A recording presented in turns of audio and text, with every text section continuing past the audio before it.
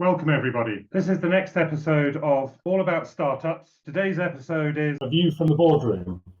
We have an amazing guest with us. I'd like to introduce, having grown and sold 2 global businesses and led an MBO, Neil is a leadership coach, a professor, an author, lecturer and conference speaker.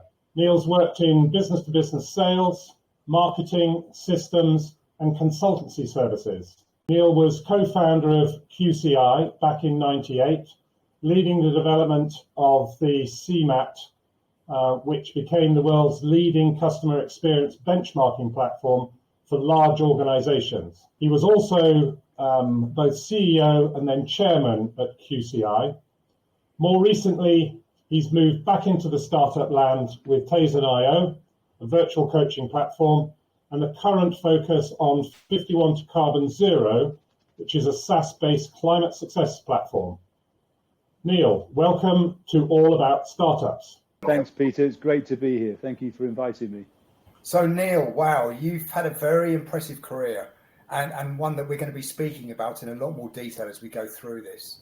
Howard explains that the current focus is 51tocarbonzero. Tell us a bit about 51tocarbonzero. And it's driven out of a mission that we as a team have to help corporates reduce carbon. So when I retired from effectively from being full-time employed, I wanted to do something which left a legacy. I think there's a lot of people of my age that want to do that. And climate is something that I've always been really passionate about, climate change. And with my current CEO, Richard Davis, we developed a proposition which helps corporates actually reduce carbon, not just measure and report and comply and regulate, but actually reduce carbon quicker than they could by themselves with other people. And that proposition is born out of our experience in large corporates. So 51tocarbonzero is about helping corporates reduce carbon quicker than they would by themselves. And it's probably the most exciting company I've ever been involved with. That's great. That's really commendable. I'm intrigued, Neil. Why did you name it as you have? Yeah, actually, it's a clumsy name to type into an email or into a website search. But in 2021, the world kicked out 51 billion tons of greenhouse gas equivalent. And the only way to stop a planetary disaster, honestly, is to get that down to net zero. So I suppose our name says what we do. It's 51tocarbonzero. We want to get the 51 billion tons down to zero. And we're a mission-driven company. One of the reasons why I love what I do right now, and the whole team does in 51, is that it's mission-driven. I've never really been involved in a mission-driven company before. My companies always were, I guess, profit-focused, really, based on client success. And this one is actually, it's got a broader objective than that, a more altruistic objective, if that doesn't sound too grand. But we want to reduce carbon. We want to reduce 500 million tons of carbon through companies that we recruit before 2030. That's actually 1% of the total. So it is one hell of an ambition, and we're on the early part of the journey to achieve it. As you say, it's a hell of an ambition.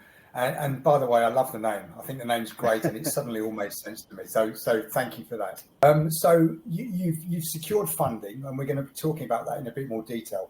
So what's next? Yes, my role in the company, I know one of my roles is to lead the investment charge, and it seems to be something, because we're growing so fast, it seems to be something that actually hasn't stopped. It hasn't been that we've raised investment, then we can take 6 months off and then raise another set. We've been kind of working with investors the whole time. So we have raised, we've raised nearly 7 figures now in terms of getting us on our feet. What's next is the Series A raise. So we're going for that probably in the summer this year. And the reason we're doing it is not just because we like raising money, it's because the only way we're going to achieve our ambition, which is, as we just said, is a grand ambition. The only way we'll achieve it is to scale fast. And we need to recruit 2,500 companies to achieve what we need to achieve. And to do that, we've got to scale, and we've got to have a team in the US, one of the major emitters of CH2, greenhouse gas, CO2 equivalent. We need to have a team out there. We need to have a team in Europe, and eventually a team in Asia Pacific. But for us right now, the focus is getting into the States. It's a very expensive business getting into the States. We have to have more investment to get us there. And that'll take our revenues onto a different trajectory. Right, thanks. Carbon reporting is obviously, it's a very crowded space at the moment. What would be your ideal exit strategy in the future? Yeah, carbon, we hear this a lot from investors, Howard. Carbon accounting is a crowded space. We do play in that market, but we have a bigger proposition than that. So there are 166 players in the carbon market. We know this because we've done obviously detailed analysis on it to work out what our positioning should be. There's actually only 2 operating in our market. So yes, it's crowded in that if you want to have a carbon accounting system just to report and comply, you can find one. You can probably get a free carbon calculator if you want to. If you want to go further than that and help your team visualize what's going on, apply solutions to that, manage the transition to net zero in a professional way that gets you there quicker, then you're going to need something more than a carbon calculator. And we do that. We focus as well in terms of the competitive market, which you mentioned. We focus on a sector. It's a very large sector. It's a sector which involves media, marketing, advertising, sports, entertainment. And that kicks out 2 or 3 times the amount the aviation industry kicks out in terms of carbon. So it's a huge sector. That's our kind of beachhead sector, if you like, the land and expand. So that's one we're beginning to dominate. And then our platform actually does apply to other sectors as well. So it is a crowded space. However, we believe that we've got a very unique position within that. So what's the exit strategy to answer the second part of your question? It's interesting. Again, with my previous 2 sells, we had a relatively clear exit strategy from the beginning.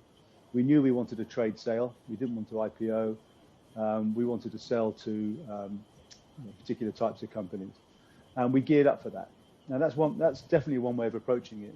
With this company, potentially because of the altruistic ambition that we have, we are just designing a company that works, that succeeds, where the revenue, the gross margin, the operating margin figures all look good, but also the carbon that we're reducing looks good. We challenge ourselves every day in the team. Every time that somebody new comes on or a new idea comes into the team, we say to ourselves, is that going to reduce carbon? And if the answer is yes, then we will prioritize it and may implement it. So we're trying to develop a company that actually achieves carbon reduction and profit. And then, people will come to us.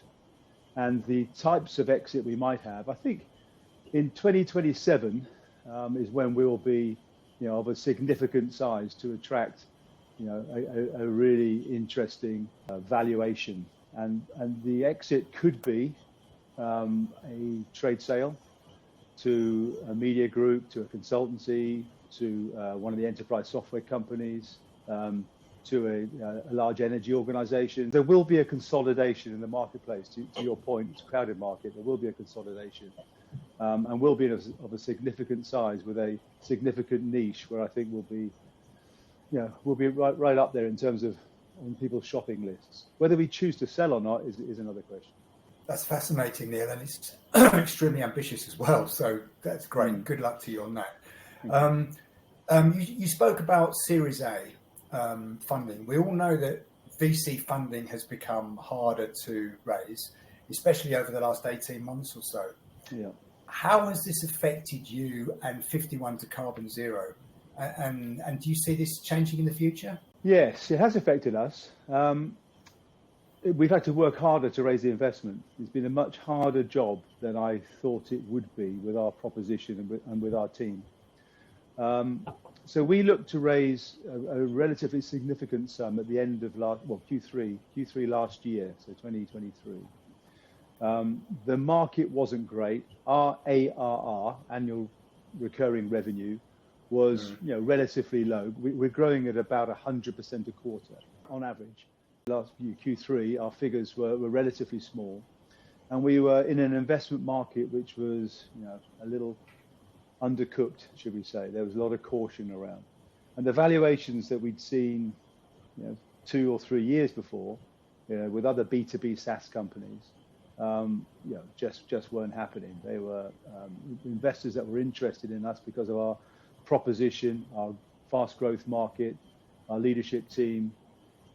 They saw that we had a bit of traction, but it just wasn't enough to raise the big money in that market. So we're lucky in that we've got a set of angels and Fuel Ventures, who are our VC that have backed us. The angels have put more money in to fund our growth, and we've been lucky to have them. They're excited by that, and we're one team. Us and the investors, the angel investors, are one team, and that's been really good for us. The next raise can't come from angels; it needs to come from institutions. But we'll now have the ARR, which will attract institutions, because I think we have, when you tick off the things you want in an investment in a company, I think we have those things in spades in our company now, including the ARR, or we will have in the summer, the ARR, which will attract institutional investors. Now, is the investment market going to change? Well, who's got a crystal ball?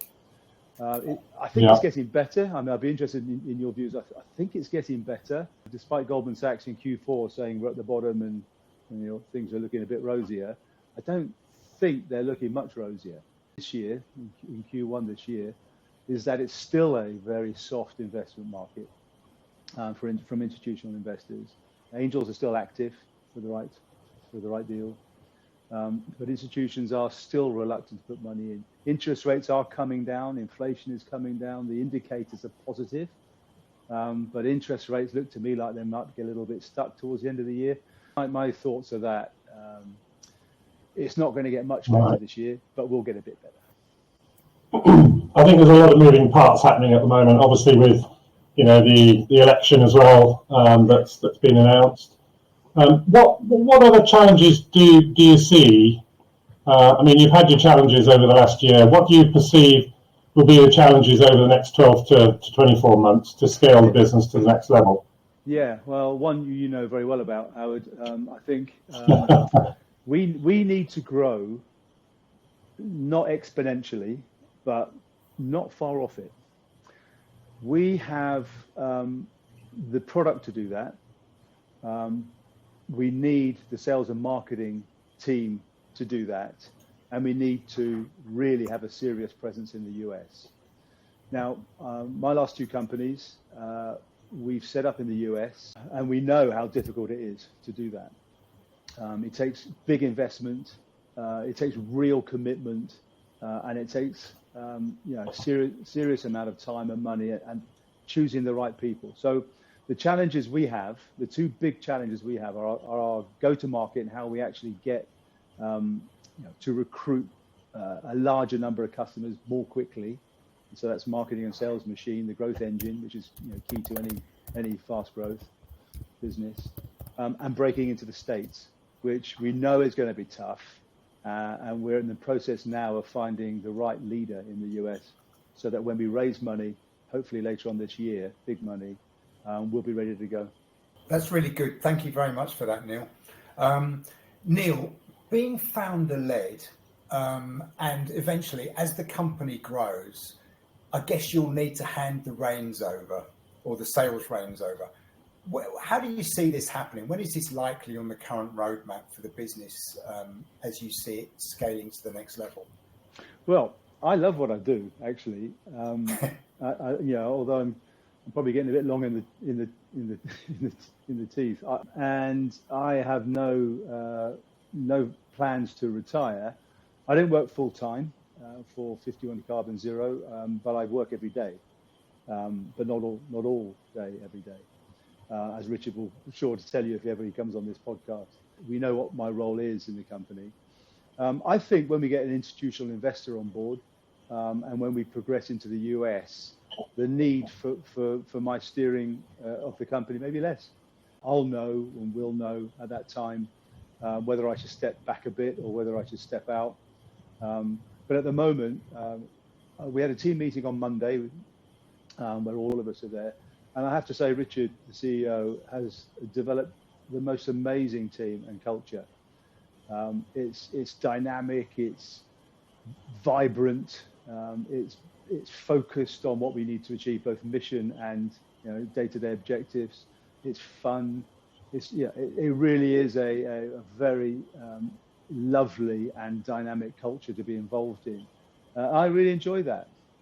So I think in the culture, in the team that we have, there are probably a couple of leaders that could emerge from that could take a significant leadership role in the company as we grow. And of course, we are recruiting all the time. So, I will step back and I will step out at some stage. When that will be is no time soon. But maybe in the next 2 to 4 or 5 years, maybe it'll be time for me to take more of a back seat. So why take a role of chair instead of a more traditional route of the CEO as you've done in the past? I think it's an age thing, Howard. Age and maybe desire. So my background.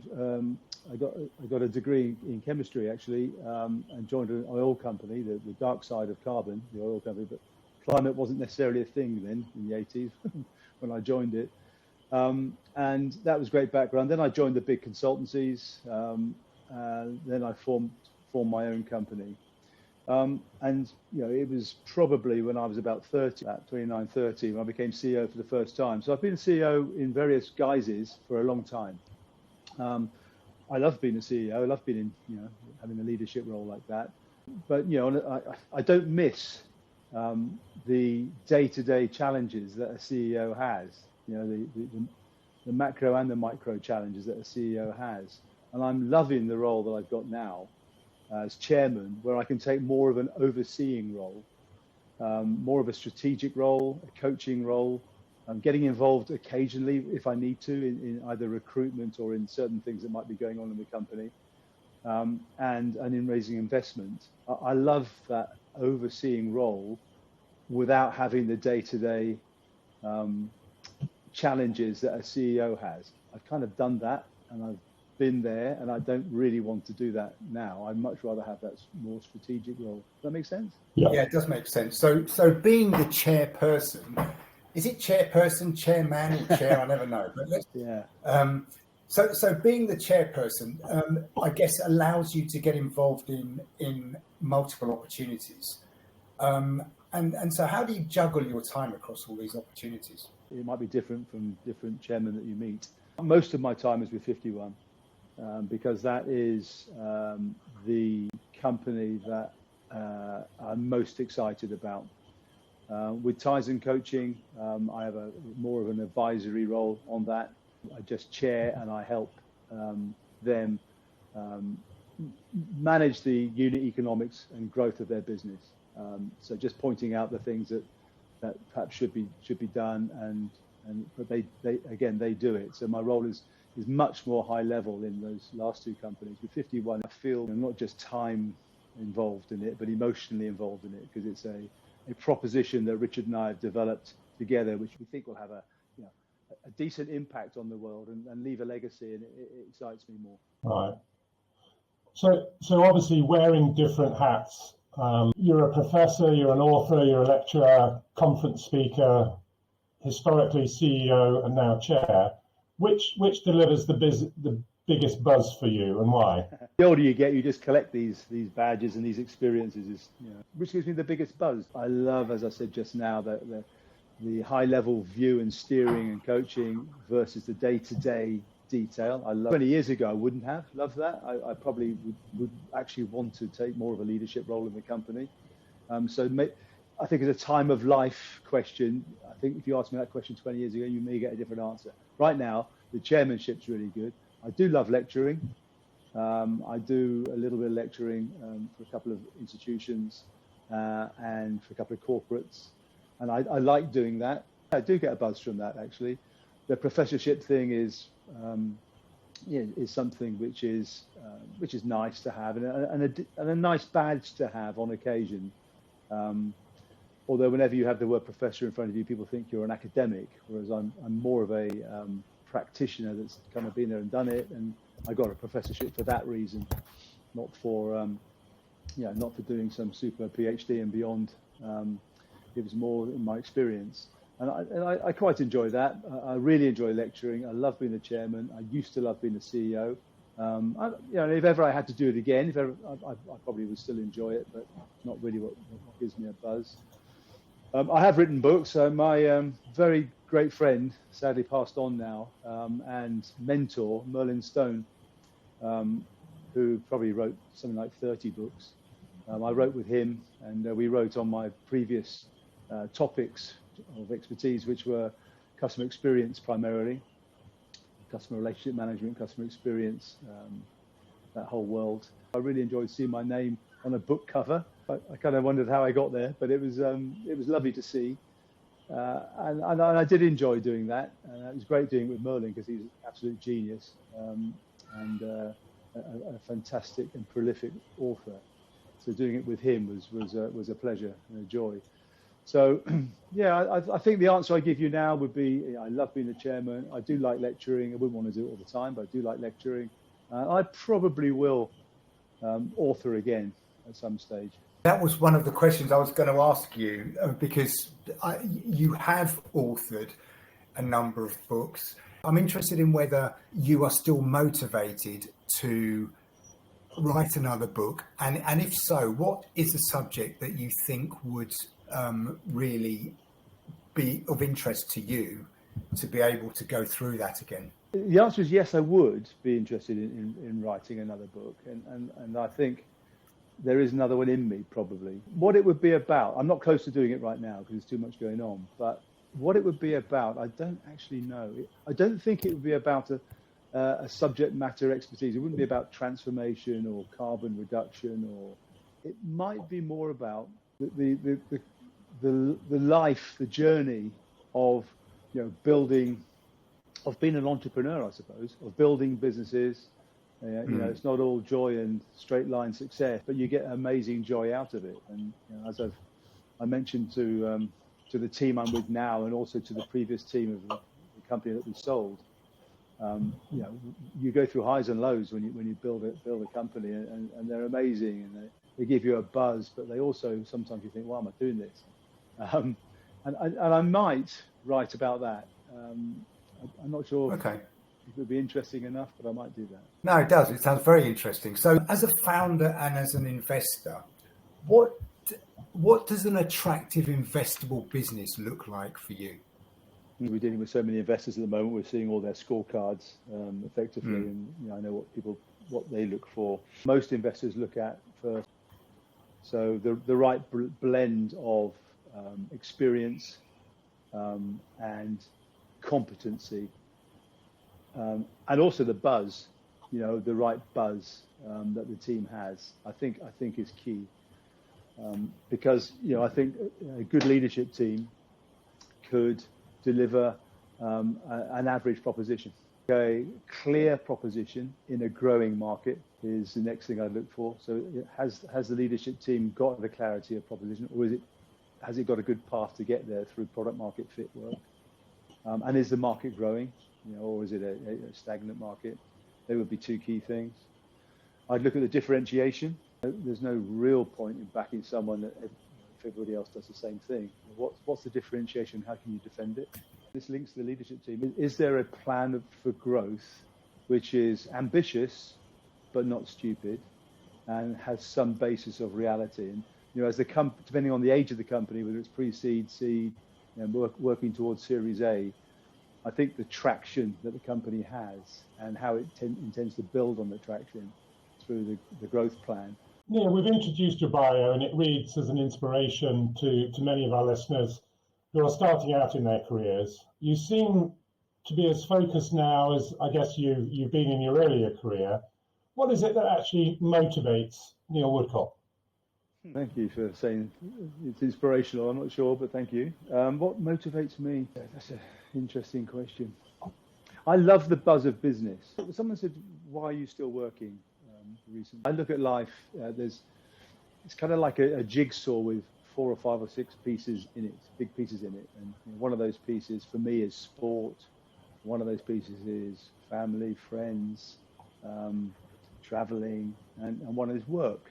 I think if you take any one of those out and fill it with the rest of the jigsaw pieces, it's not the whole for me. What's made me who I am is a blend of experiences, including business. I love my work. I don't want to work full time. I work less now. I do the sort of work that I love. I think that motivates me. I love the cut and thrust of business. So, Richard and I 2 years ago, all we had was a PowerPoint deck and nothing else. And it was an idea which we brought to life with the help of our now. Seeing that come to fruition, wow, that gives you such a buzz. And and as it grows, of course there are hiccups, and those hiccups you've got to overcome. I think resilience is a really important quality for any leader in business. In those down times when you're thinking, oh God, you come out of them and you come out of it better, and that gives me a real buzz.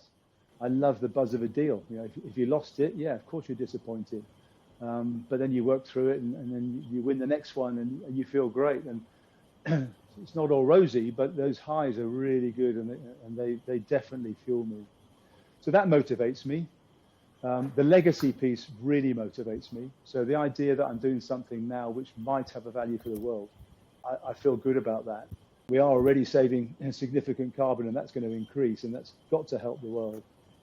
So that makes me feel good. So that motivates me. So I think the buzz of business motivates me. That motivates me, but also the balance of life increasingly now motivates me. I can be involved in other ventures, but not just business-wise.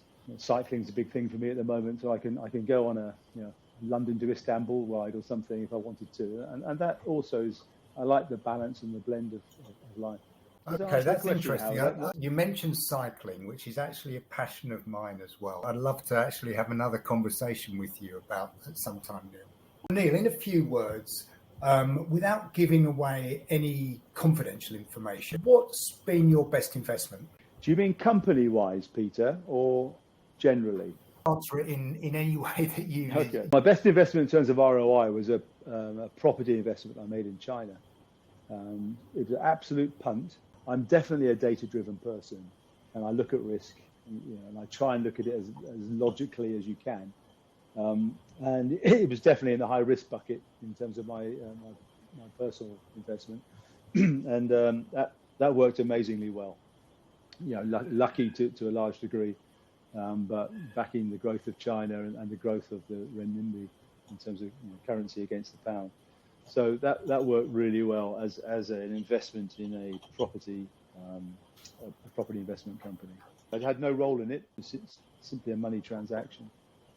I think the company I got a buzz from, which is one I did work with, was a company called Office Depot. I was a consultant to them. They went very close to Chapter 11 bankruptcy in the US. Their share price went down to $0.50, and if you're on $0.50 for I think it's 3 months, you get kicked out of the New York Stock Exchange. And they were at $0.50, and I was working with them at the time as a consultant. So no inside knowledge as such, but it was simply a question of did I think they had the proposition to survive and to do better. That was good, good investment of time and money. That went up to, I think it was a $6 or $7 share price. So that was really good. That was a really nice investment. One of the things I do with the university is I've got one more final question for you, Neil. Looking back over your career, can you give me one thing that's proved invaluable to you over this time? One thing in terms of like a personal quality, or yeah, or a skill or an experience that's ended up being invaluable to you on an ongoing basis. Okay. Can I say a couple of things? I think that's really key. in anyone that wants to do anything out of the ordinary. You know, if you want a solid career where you never go out of your comfort zone, and I'm not, degrading that. That suits some people. Then you perhaps don't need to be as resilient, certainly work-wise, than you do if you're an entrepreneur or if you're pushing the boundaries, because you will get kicked in the teeth. There will be times which are grim and dark, and you've got to have the belief in yourself, which is the second thing I was going to say, belief in yourself and your idea to come through that and to fight through it. It's just a hurdle to be overcome. You know, it's not the end of the world. And if something good happens, that's not the best thing ever. You know, you deal with those hurdles in a rational, sensible way. And so resilience, I think, works two ways. It's coming through the bad times, but also it's not getting massively overexcited, when things look really rosy too, because, it's a journey. There's going to be ups and downs, and that resilience gets you through those things. I think belief in yourself, and not a stupid belief in yourself necessarily, but a belief that if you really think the idea is good, see it through. There are so many naysayers out there. When you come up with an idea and a thought, oh yeah, but this, but that, then, if you believe in it, just see it, get it done. And people are inspired by that belief, I think. So investors will invest in you with that belief. People will join you with that belief, good people. So I think that resilience, belief in yourself, not listening to the naysayers, I think would be two fundamental qualities. Many thanks for your candour, and thank you for taking the time today. It's been a real pleasure.